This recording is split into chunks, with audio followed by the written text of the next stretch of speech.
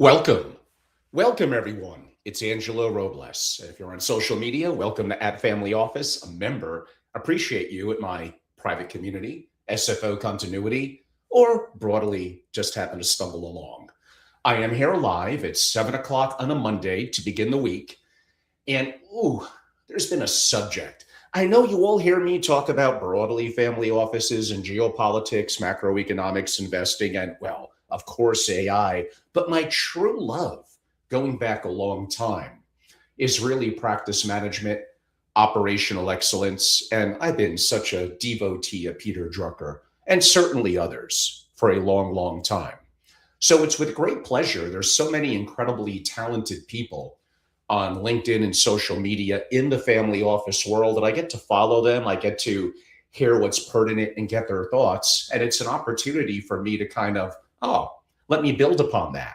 So a couple of months ago, I came upon really an excellent question and starting point in a LinkedIn post by a thought leader. I'll give the context and explain all that in a second.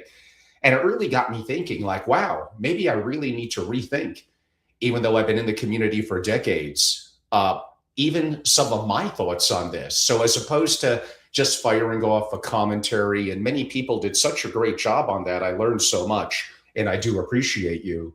But it gave me an opportunity to give it some more thought. I was wrapping up some events. I had to go to LA, and on the plane back from LA, put together a more organized structure and even rethink some of the things that I've been doing and often for decades, not only in my own company. And by the way, this absolutely is applicable in any sort of family office and really any company that employs people and looks to get excellence out of an organization where often it's a little opaque and there's not clarity in terms of, well, we'll get to best practices, not one of my favorite words, especially in something like the single family office community. But I promise you, no matter who you are, you will get value out of this. So I actually put some structure. I got some show notes here. I want to make sure that I don't forget anything. And I probably put as much time into this as I have in really anything that I've done in at least the relatively recent past, so to speak. So on that note, without really much further ado, I think it would be a good time to begin. So for the newer folks in the audience, welcome. I'm Angelo Robles. And I think the question that I'm looking for, even more succinct than my title, what does a truly high-performing family office actually look like? So Brian C. Adams on LinkedIn posted that question on LinkedIn maybe about 5-6 weeks ago, and it lit up. For those of you that don't know Brian, he's on the board of Siren Partners, a family office, co-founder of Fort Zella, a global network of family office professionals, host the Mac podcast, and co-founded Somas 22, connecting SFOs through curated events. He's a big figure in the industry.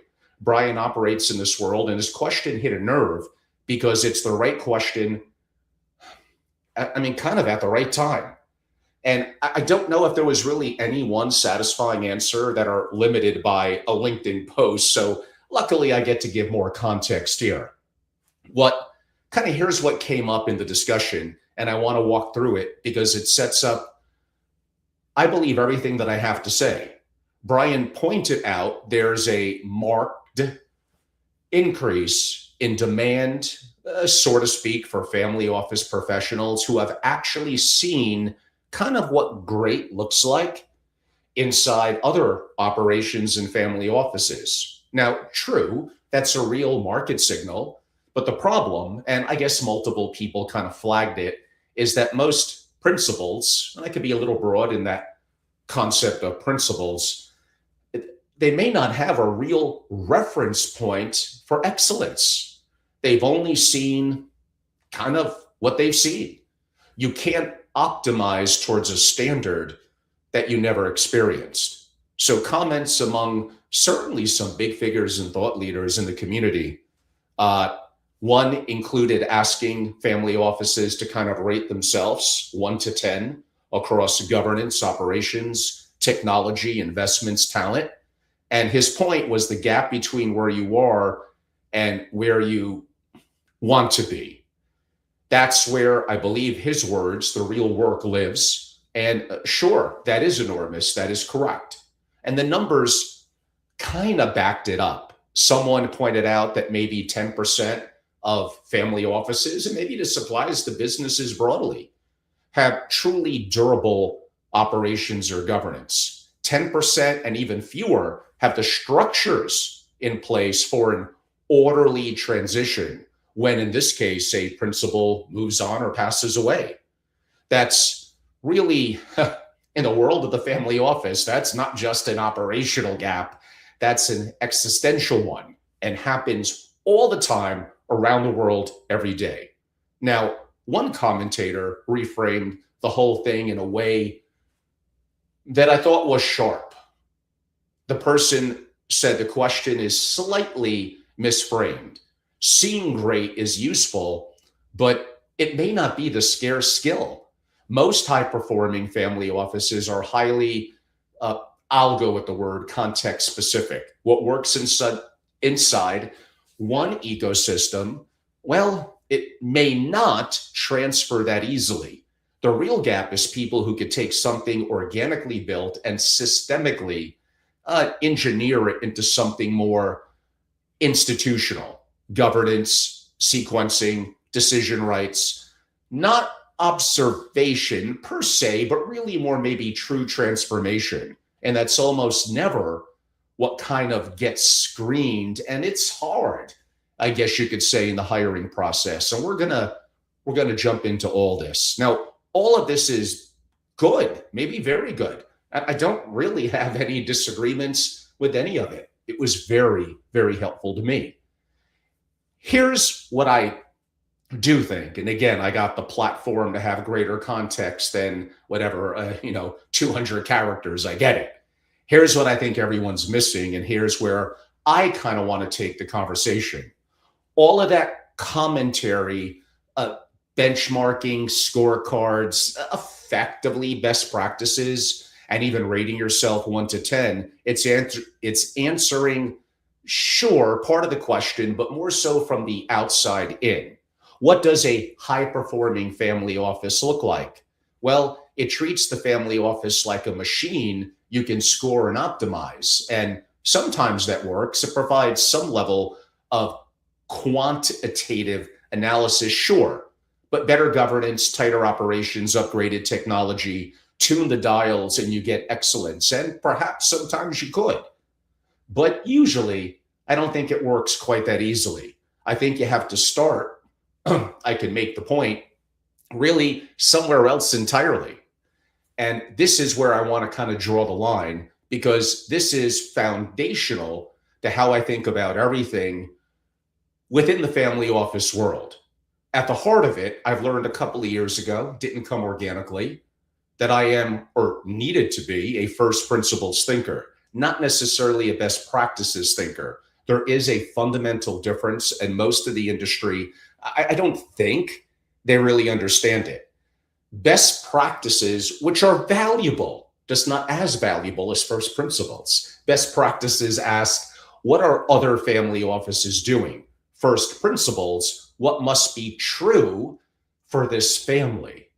Best practices could import someone else's solution. First principles, build your own effectively from the ground up, from the actual goals, constraints, actual reality specific to that family, and they're all different. Best practices are kind of borrowed where first principles are built. Now, here's the problem that I hinted at. Every family is, of course, different. Every family office is different. Different wealth origins, different expectations, goals, geographies, different family dynamics, generational complexities, different risk profiles. I mean, come on, we could go on and on. Different values, different aspirations. So when you import a best practices from another office, you're importing someone else's answer to someone else's question. It might fit, don't get me wrong, but it usually doesn't fit perfectly. And you won't know the difference, well, on some things until much later, or it fails under pressure. First principles thinking means you strip away every assumption and ask, what is this family office actually for? Not what does it do? There's a difference there. What is it for? What are the goals? It's kind of important. The aspirations, the non-negotiable directives of the family, and is the office, its structure, its people, its culture, its daily rhythm actually to serve really those directives, or in some ways in service to its own inertia, I would state, within the family office world.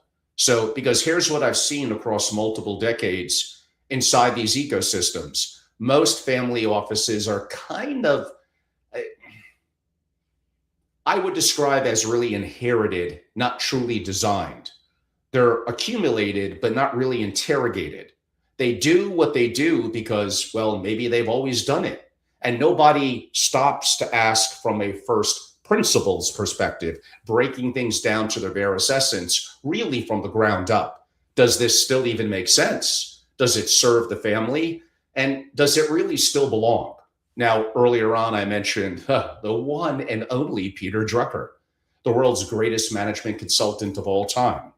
He had a version of this. I've made my own because it applies really to every family office that I've worked with. If we weren't already doing this, knowing what we now know, would we even go into it or have a different approach?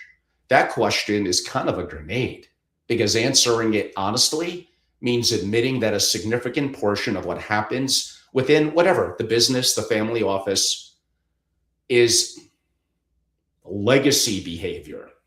It exists simply because it existed yesterday.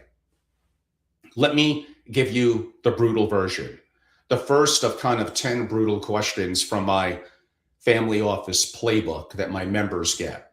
If your family office vanished tomorrow, what would the family actually lose? And be specific, not just expertise. Come on, it's LinkedIn theater. Not relationships, those belong to people, not entities. If the honest answer is meeting notes and vendor management, you're sometimes running a multi-million, billion-dollar kind of secretary dressed up as strategic infrastructure. Can your office manufacture asymmetric opportunities, or does it process only what Morgan Stanley, whatever, sends over? Now, that's at least a first principles starting point. Purpose, clarity of vision. And here's my distillation, so to speak, of, I guess you could say, we could at least throw it out there, what that mission could be. A family office exists to systematically develop the capability of a family to create value across the generations. Everything else, think about it. Really, as much as I love investments, investment management, and I love taxes too, tax optimization, administration support, is in service of that mission, or does it really belong? And preservation, by the way, sorry, just me, it's a method. That's not a mission. Methods masquerading as missions produce activity without accomplishment, to me. If your mission statement could apply equally to a bank trust department, you don't really have a mission. You have more of a commodity service. Now, once you have the clarity, everything follows about building the machine. I have a bit of a cold, pardon me, that serves it. And this is where, to me, the conversation about high performing actually gets interesting, because most people jump straight to process. I get it. I used to do that too, and skip the thing that matters most. Well, even in today's world of incredible technology, that is, you know what? Of course, the people. People, for now, are number one. They always have been number one. There are no statues to committees, only amazing individuals. One amazing person in something like a single family office could change everything. And here's something I say constantly that people nod at and completely fail to internalize, and sometimes even outright disagree. And that's okay. I don't claim to have all the answers. Superstars are actually more valuable than they seem. If a family office wants to be awesome, do one thing really good: hire incredible people. So everyone talks about talent. I think few industries, businesses, family offices really invest seriously in structuring aggressively in identifying, recruiting, empowering, and retaining genuinely exceptional people, not just competent. I want my family office to be incredible, not just experienced. That could be a negative, actually. Exceptional people, the kind of person who walks into a situation and the entire velocity of the operation changes. But hiring superstars is really still half of it. The other half, and this is chronically underappreciated, is removing bottlenecks for the people responsible for the execution. If you have an A++ player spending 40% of their energy navigating internal friction, politics, unclear decision rights committees that deliberate too long without deciding, you don't really have an A player that's at least let loose. You have a frustrated person generating 60% of their potential, maybe, who is probably already looking, because they have optionality if they're that good, for an exit. And in that example, they probably should leave, because you designed a system that, rather bluntly, I'm everyone's favorite person, aren't I? Like, that doesn't deserve them. Which brings me to something that connects directly. And this is where, like, I'm really starting to get fired up. I know many of you think I started a little too slow and relaxed. I mean, my cold has me a little bit under. But let me describe a scene that plays out in family offices everywhere, every single week. You all would recognize it from within the industry. I don't know, a meeting, governance, investment committee, operational overview. It really doesn't matter. It goes an hour, people talk, ideas are shared, maybe even good ideas. And then it ends with the most dangerous sentence. And Drucker used to talk about this as well in organizational life. Great session. Let's pick this up next week. There's no owner to the idea, no accountability, and no deadline. No decision has truly been made. The meeting happened. Everyone goes back to their desk feeling productive, and effectively nothing really changes. The people who run those meetings, they love the process. They angle for the next role, kind of. They pound their chest, they grade themselves some activity, not really true outcomes. They might be good bureaucrats. There might even be a role for them if they could adapt some things. And here's the hard truth. If you don't, I mean, really being hard, get rid of them, because probably most won't change. Nobody in your organization believes you're serious about true excellence. Nobody. Your best people watch these meetings happen, watch the same conversations recycled every week after week after week with no real resolution. And they conclude correctly that this organization values comfort, which is what most family offices do. I'm sorry. And they leave.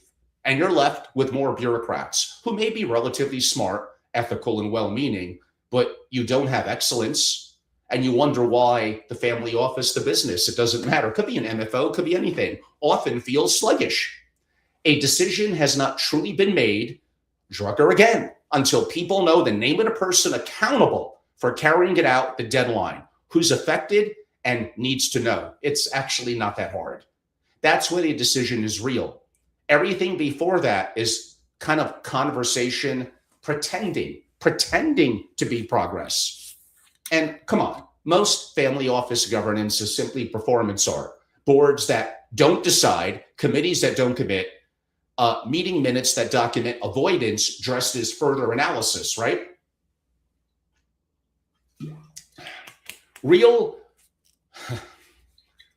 governance, how I'm seeing it here, it should kill ambiguity, compress cycles in time, and remove excuses. If your governance can't answer a $10 million question in 10 days. Like, you don't have governance, you have, I don't know, like organizational scar tissue. Single point accountability with clear decision rights. Committees advise, sure, but individuals decide. Systems learn, and that's a model that maybe for some, it depends, they're all different, could work very, very well. And this connects to something deeper, something structural that I think explains why, come on, we all know this, why so many family offices plateau. Okay, I'm going to get on the soapbox. Professional managers, by their nature, by their training, by their incentive structures, optimize for risk management, not opportunity creation. Institutional processes produce institutional mediocrity. Challenge me on that. Go for it. I want to learn. Professional incentives align with stability, not with real transformation. And the way the world is now, come on. And here's the phrase everyone hides behind: the so-called best practices. We follow best practices. We benchmark against best practices. We implement best practices. Let me tell you, okay, we're going to get right to it. Let me tell you what best practices actually are. Best practices, kind of by definition, are average practices. Think about it. Best practices are what the middle of the distribution is doing. They're the codification of average. If you're aspiring to best practices, you're aspiring, I think, to be average. I don't want you to be average. I want you to be awesome. I think you could be. What? With average with nicer furniture and a higher fee structure? That is the ceiling you set yourself up for. And sadly, I'm not even thinking that you're realizing it. Who are you best practicing against? Again, every family could be so different. I gave some examples earlier of a variety of different goals, generations in the family, expectations, timelines, etc. Do you really understand excellence from very good to mediocre to bad? Suppose you're benchmarking against, again, average to bad. Or even if you're going against good, is that good enough? I think we don't need to make this more complicated. Benchmarking and best practices serve a purpose. They are just not effectively, truly excellence in your people. First principles thinking, removing bottlenecks. And we're going to talk about a maniacal thinking and almost a process around excellence that I just think that a lot of family offices, if they had it early on, they just don't have it now, for sure. Now, I'm not saying ignore fundamentals. I mean, come on, I wrote an 850 question playbook, my family office playbook on them. You have to master the basics, sure. But if best practices are where your ambition ends, you built a well-organized museum. Congratulations. And the families who built the wealth that funds your family office, they didn't build it by following best practices. They built it probably by breaking them. Here's my alternative hypotheses. The most effective family offices aren't professionally managed. They're systematically, actually entrepreneurial. They don't hire managers, they develop builders, actually. Think about it. The families who built the wealth, the first generation, they weren't managers, they were entrepreneurs. They took risk, they created value. They operated with urgency and conviction. And somewhere in the transition from wealth creation to effectively wealth management, and disagree with me, it's okay. I don't have all the answers, and every family is different. They went from wealth creation to wealth management. The builder energy got replaced by so-called professionalism, by over-reliance on processes, by committees, and by all the apparatuses of comfort and bureaucracy. Managing risk kind of produces conservatism, building judgment. That's what produces wisdom. How about that? Managing portfolios produces returns. Building people within the family produces continuing dynasties. The question isn't whether your family office is well managed. The question is whether it's building anything, anything at all, or simply just maintaining for today, for this year, for next year, but not really building. Now, I want to be honest about something. The measurement obsessed culture, okay, I guess another hot take, probably doesn't want to hear. Everyone says we measure what matters. But here's the trap: you will manage what you measure, whether it matters or not. That means the act of measurement itself drives behavior. It shapes what your people optimize for. So, are you measuring family cohesion as rigorously as portfolio returns? Probably not. I've seen families with spectacular investment performance who are falling apart from the inside. Portfolios up, I don't know, 40%. Family hasn't had a meaningful conversation in 3 years. Like, is that really going to be a high performing family office? Can you quantify next generation capability development? Not just engagement, that's not good enough. Not a newsletter and a seat at the annual meeting, not going to cut it. Capability. Can the next generation actually run this? Have you built the systems to develop that? Effectively, the capacity? Or, like, one, do you even care? And two, do you just hope, they're smart, they're educated, that it just happens?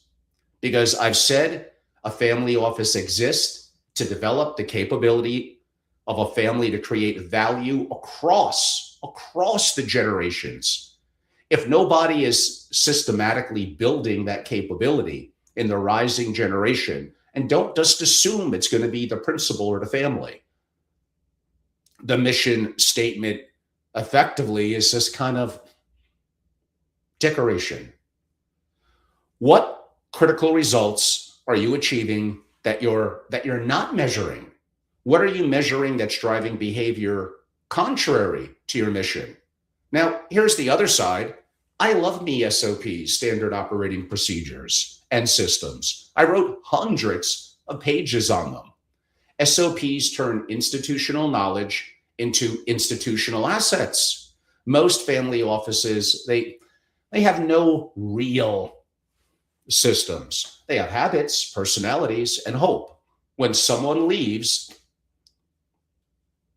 knowledge too often walks out the door. When a crisis hits, chaos. Build systems that work when people fail. Well, kind of because they will. But sure, what makes it a single family office unique, some outcomes can't be just dashboarded. Some of the most important things the family office does, developing judgment, building cohesion, creating culture, are more qualitative. They're felt, so to speak, before they're measured. The high performing family office really holds both. Yeah, I know this is not always easy. Both realities, rigorous measurement of what can and should be measured, and deep awareness of what matters simply beyond the measurement. Strategy is capability building, and everything else really is tactics. Now, come on, how could I be half an hour in talking about family offices and practice management? And in today's world, of course, I have to give at least a little bit of love and give you examples in terms of with AI. Now, I need to say something directly because I think the family office industry is completely sleepwalking past the single biggest operational shift in our lifetimes. I said earlier that the high performing family office is about purpose, people, and accountability, and building capability. All of that is true. And all of it can now be amplified or exposed by, well, AI. Because AI doesn't just make good family offices better and faster, it makes the gap between the excellent and the mediocre in today's world, permanent. The high-performing family office uses AI to create massive operational advantages. No, not incremental improvement, massive structural advantages that the family offices who wait probably will never close. No, that's not hype. That's compound interest applied to operational capability. Early movers, your mindset and the compounding every day, every quarter, and the gap often doesn't narrow over time. It's likely just going to widen. So I told a story this weekend on my trip to LA and Milken that two 80-plus-year-old deca billionaires who build empires in private equity over 40 years spend 2 hours a day with AI. They don't need another advantage. That's the point. The people who least need an edge are the ones taking it most seriously. That is the tell.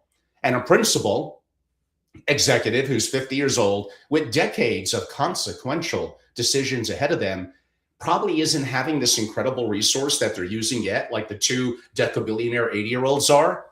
They have to answer the question that most of their, not many, but there's some very forward, future-thinking peers effectively have. Many of you have seen some of the clips from Ken Griffin, the iconic hedge fund manager, Citadel. God knows what he's worth, probably above 100 billion. He basically said, oh boy, what sophisticated use of AI and AI agents is doing and disrupting his company, PhDs, people and talent, at least augmenting them to do much more decisive, faster work. We just have to face realities. Things are changing. And family offices have been way too slow. And I know I've been very much on the forefront of this, but I still think it's something that needs to be explained with a sense of passion and getting you to get off your butt and take action. Now, here's what AI actually changes inside a high-performing family office. Imagine the right people empowered by AI. Oh my God, they become devastating. Not incrementally better, I really think devastating. The bottlenecks we spoke about, AI will dissolve half of them. The SOPs, AI makes them living systems that update themselves, not binders collecting dust. The institutional knowledge that walks out the door when someone leaves, AI captures it and makes it permanent, searchable, compounding. And a knowledge base where you ask a question and get the answer with source documents, not, well, I don't know, ask David, Peter, whatever. They remember. The measurement problem that we just spoke about. AI surfaces what you even weren't tracking. It monitors what humans miss because humans sleep. And AI, depending on how you set it up and if you know what you're doing, doesn't. Portfolio risk briefings that used to be used by, quarterly and probably stale, now daily, automatic on your phone before that 7 o'clock cup of coffee. Geopolitical shifts mapped to your actual holdings in real time, your family's entire decision history, every rationale, every outcome captured, and you can navigate it by the rising generation as a learning point for them as well. And when things go wrong and people go out, it creates a framework for the family office. Now, here's the practical discipline that I want everyone, I'll give you a tip, should start right now. Dedicate like 72 hours. Write down everything that you do and your team does, every task, every meeting, every email, every decision. Then feed that, if you know what you're doing on prompting, to properly structured AI and ask, what could be automated? What could be eliminated? What could simply be enhanced and better? Where is human time being wasted on work that really no longer creates value? Most people are often shocked by the answer. That exercise, 3 days of an honest audit, could transform how you think about the operation. Subscribe to granola. No, it's not a cereal. It's great for meetings because it records everything. And again, that gives you greater context and institutional memory and the capability of enhancing workflows. So stop asking AI just to validate you. How about you ask it to break you? Run your next deal through a devil's advocate mode. Make it attack your assumptions across multiple dimensions: flawed assumptions, execution risk, human reality, kind of the fatal flaw. If AI can't break your thesis, well, it might actually be good. If it can, and it usually can, maybe, just maybe, you avoided very cost effectively a expensive mistake. Don't let arrogance and ego get in your way. Underlying that is ignorance and fear. That's not going to be good for you, the family office, and certainly not your continuing career in the community. The family office built for the last century, to me, administered complexity. The high performing family office built in this century, last couple of years, commands intelligence, anticipating threats before they surface, surfacing opportunities before they're visible, and capturing an important one here that I stated: the judgment that took a lifetime to build, so it outlasts the person who built it. AI doesn't necessarily replace the people. It doesn't replace the judgment. It doesn't replace the relationships. I understand that. It amplifies all of it in a way that was science fiction 3.5 years ago. ChatGPT, November 2022, only 3.5 years old. And it's absolutely operational reality now. The four things that will cost, as I said, a family office more than any bad deal ever could: resistance, arrogance, ego, and fear. Don't let those be the reason your family office falls behind families who moved when it mattered. So let me crystallize something I said today, kind of in one sentence. The families who will dominate now and the next era, to me, they share three traits. A maniacal, I used that word earlier. Now we're going to put it together. A maniacal sense of urgency. You're not urgent enough. You're too slow. First principles thinking. And how about an obsessive focus on bottlenecks? Get rid of them. That's it. Urgency. Because families who moved slowly lose to the ones who don't. And the compound interest applies to operational capacity that the same way that it applies to the metrics we know on compounding in capital. First principles, because borrowed answers to borrowed questions always fail in time under pressure. And every family's reality is different. And bottlenecks, because optimizing anything other than the primary constraint is a waste of time. And the discipline to identify and destroy the biggest bottlenecks every day, every single week, is what separates the family offices that perform to excellence and ones that don't. I mean, they just kind of persist. Everything I talked about today: purpose, people, accountability, builders over managers, systems, AI, it kind of all maps it back to kind of those three traits. I guess it took me a while to get to the real zingers, right? Now, Brian, who I noted, asked what a truly high-performing family office looks like. I've been answering that question for about 30 or 40 minutes now. A purpose, people, accountability, like I noted, builders over managers, systems that compound. AI as infrastructure, as sovereign knowledge. All of it matters. But let me give you the answer that perhaps for some of you, as my cold is killing me, that you'll actually remember. Forget what it looks like. Let me tell you what it feels like, because that's what separates the family offices that are truly excellent from the ones that kind of just look expensive. You walk through the door and you kind of feel it immediately before anyone says a word, before you see a single dashboard or even read a single report. You just kind of feel it. You know why? It's like being dropped into a zone of shocking competence. I want Sit on that phrase a little bit. Don't you want your entity, your family office to be shockingly competent? I think it's within reach. No, not just buttoned up. That's not good enough. Not just well run, not professional. A shocking competence. As in, you walk in and the level of clarity, the speed of decision making, the precision of execution, and the quality of the people, it's actually shocking. And damn it, excellence, and they're paid incredibly well. Otherwise, you're going to have effectively a mediocre family office. Pay your people for excellence, or don't bother to have a family office. You're wasting your time.